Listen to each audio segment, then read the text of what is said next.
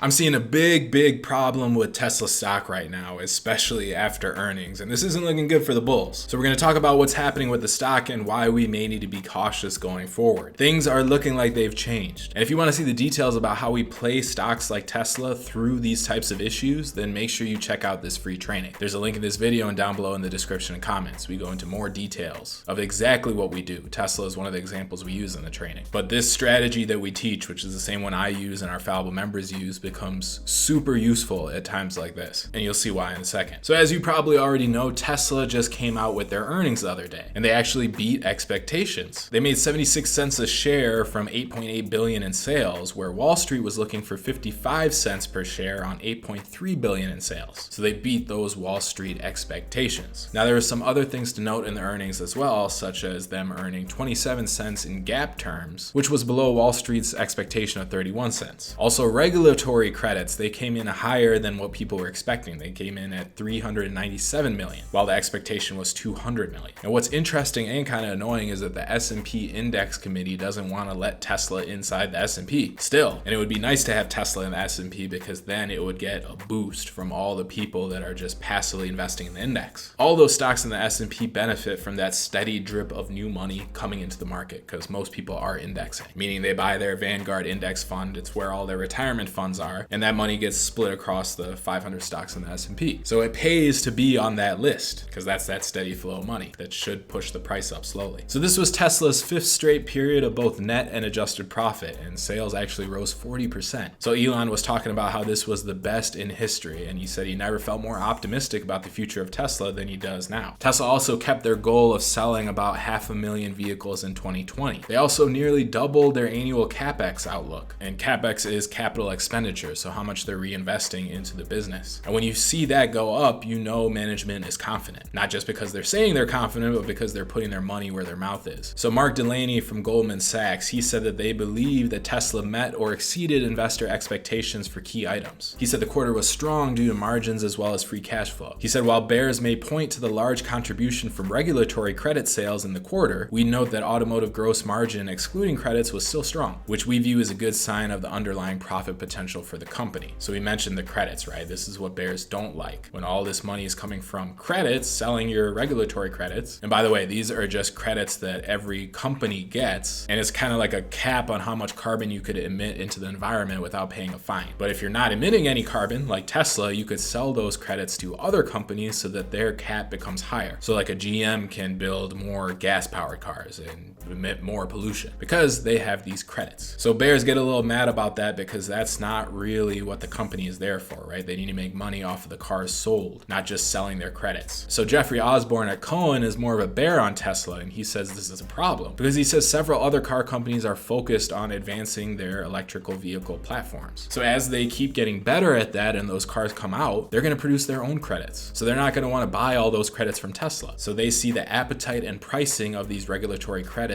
waning, which is why they don't want Tesla to be reliant on it. Joseph Spack at RBC Capital said that bears are going to argue that this is unsustainable, again the credits, and shouldn't be capitalized. But bulls might rightly counter that this can persist until there is more competition in the market. And selling all these credits does help fuel Tesla's development, which would help Tesla maintain an advantage going into the future. So even as those other companies develop their cars, Tesla can stay ahead. Now the reason earnings are important to pay attention to is not just because of the numbers that are coming out. And honestly, I don't even care about the numbers. All those things that we just read doesn't actually matter. What does matter is how investors are reacting to those numbers. Because markets, when you break them down, what matters? It's not the numbers and the profits of the companies that matter. It's how the people who are actually investing in those companies interpret those numbers. So there's levels to this game. You could play on the first level where you're looking at the hard numbers saying, oh, they made this much profit, it must be a good company. Or you could play on the higher level and say, what are investors thinking when they read those numbers? Because at the end of the day, how does the market work? For you to make money on a stock that you're invested in, other people need to be trying to buy that stock. It's supply and demand economics, just like with any good. It's why you can make so much money on Pokemon cards right now, because for some reason the demand is insane again. And are there any earnings numbers with Pokemon cards? No, they're pieces of paper at the end of the day. But if other people want them, then all of a sudden it's valuable. So that's the same way you need to look at stocks, because again, it's just buying and selling, supply and demand. And when it comes to growth stocks like Tesla, a lot of this comes down to expectations. So again, the expectations of the investors. numbers. So in this case, if we're looking straight at the numbers, yeah, Tesla did beat their earnings. But what you really want to look at is how did the stock price react to that? And we can see here, the reaction was pretty muted. It's not terrible, but it's not great either. It's kind of just flat. So what's happening here? Well, it looks like even though Tesla had a really good quarter, investors aren't impressed. They're not willing to bid this thing up. And this is a problem that does happen with a lot of growth stocks because they're all based off expectations. But the issue is that for the stock price to move higher, the company has to constantly exceed those expectations. So at first, the bar is here. If the company exceeds it, then the stock price should shoot up. But then the next quarter, the bar is raised. Then the company has to exceed it again, and then the stock price shoots up. And you'll see some massive price growth in these situations, and that's why we call them growth stocks. But it also eventually becomes a double-edged sword, because if the investor's bar for their expectations keeps rising higher and higher, at a certain point, the company that they're watching isn't going to be able to exceed them, because you just can't meet them, you got to exceed them. And as soon as the company stops exceeding those expectations, which is bound to happen, that's when this high-flying stock price goes through a huge correction. Because what else does the market do? It's pricing things out into the future. So it's not what the company does right now, it's more about what's possible. And as a company exceeds expectations,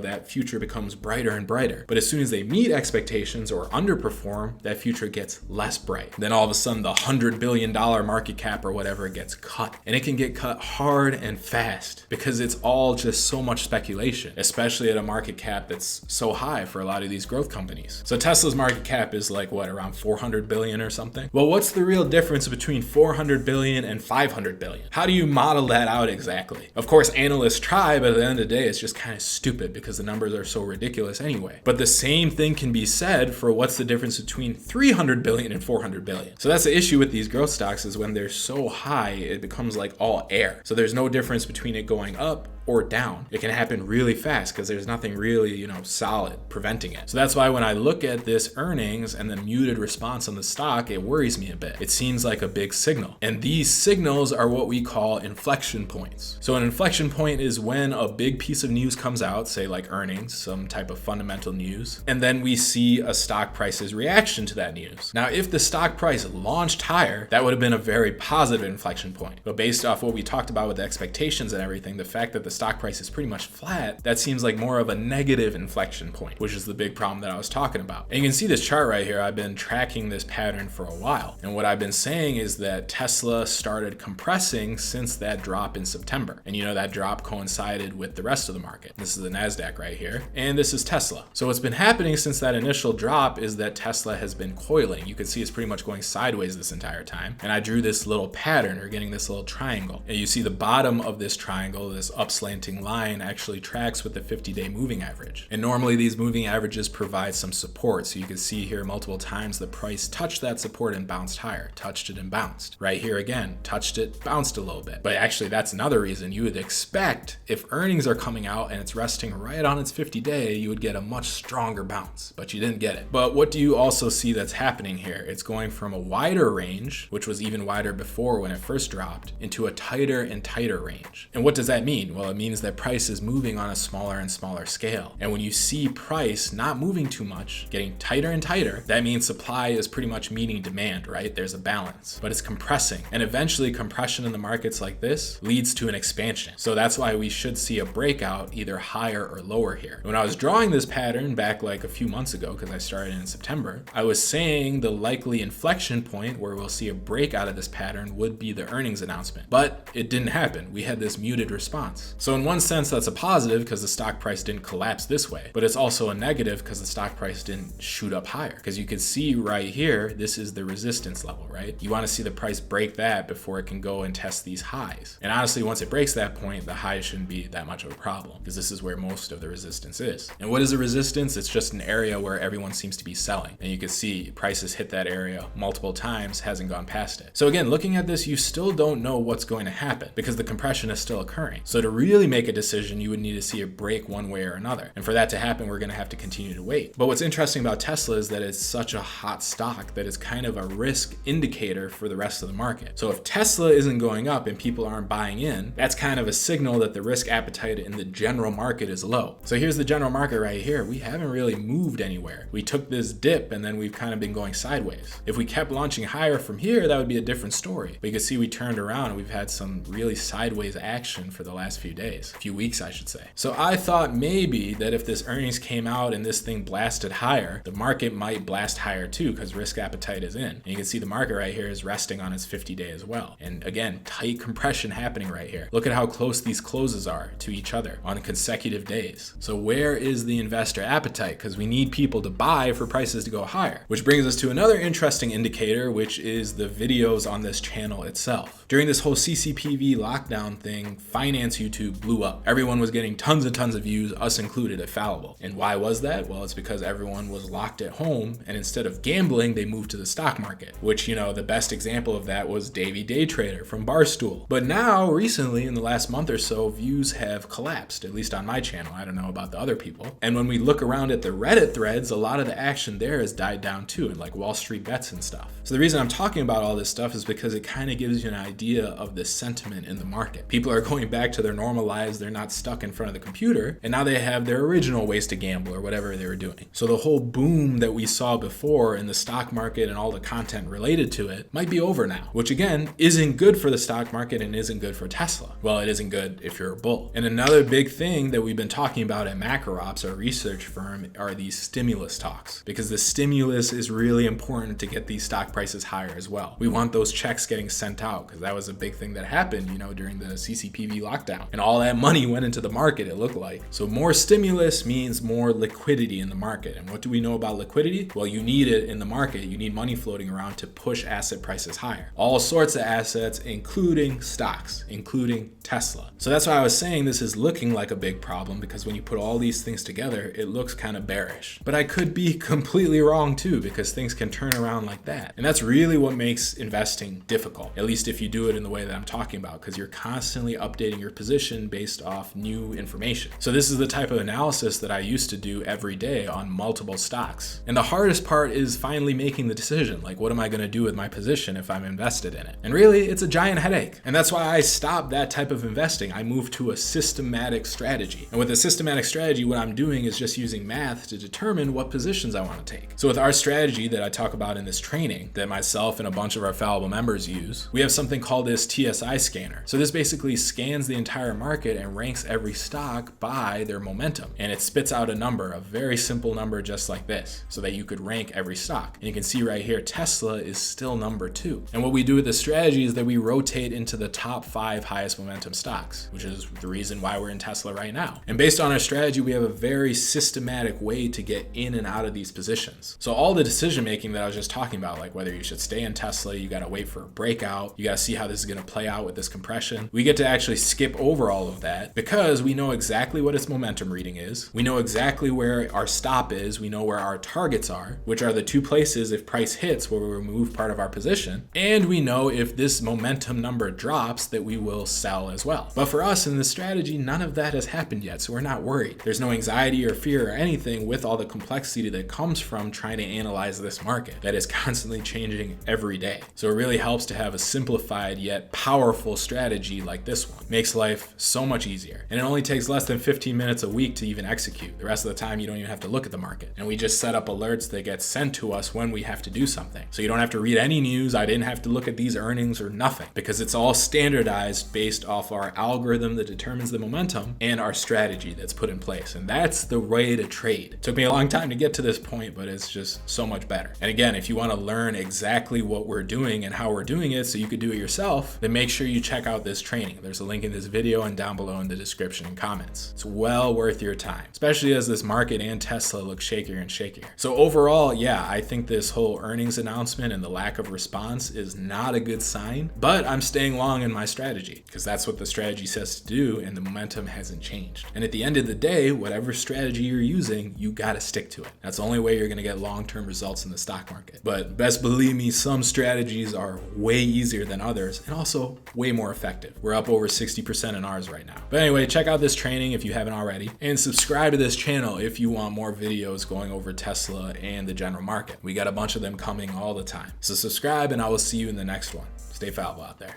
Bye.